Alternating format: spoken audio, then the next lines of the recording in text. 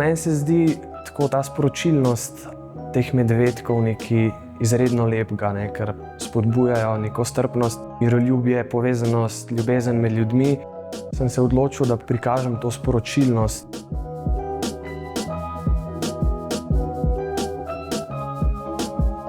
Mogoče se mi je zdelo zanimivo to, kar je povezano z našo himno, ki se začne "Živena vsi narodi", Tako da je tudi to nekako združen v tem medvedku. Sam medved je tudi predstavljen v barvah, ki predstavljajo slovensko zastavo.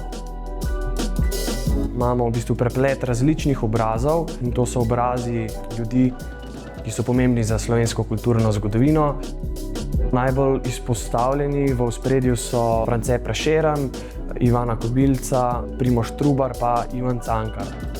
Imamo pa vmes tudi obraze, ki so pa malo mogoče skriti. Recimo Zofka Kveda, Lili Novi, Alma Karlin, tudi sam jih zelo cenim. Sam stil je nekako tako ilustrativen, v bistvu so narejene z neko tako lahkotno krokijevsko potezo. In seveda imamo tudi zraven idrijsko čipko znamenito. Tako kot pri idrijski čipki, kjer se vse te nitke med sabo prepletajo in tvorijo v bistvu neko enost. Enako pač so tudi te obrazi različnih kultur med sabo prepletajo in v bistvu pač ustvarjajo neko mozaično podobo celote.